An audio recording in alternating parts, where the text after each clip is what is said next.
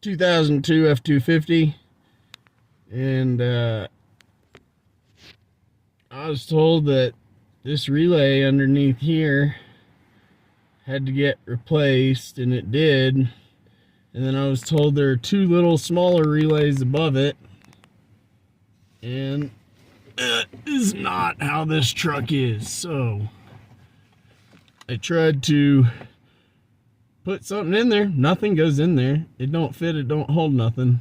So on a 2002 542 valve, this is not the fuel pump relay. It might be the instrument panel relay, the one on the bottom, but it is not the fuel pump relay as far as I can tell.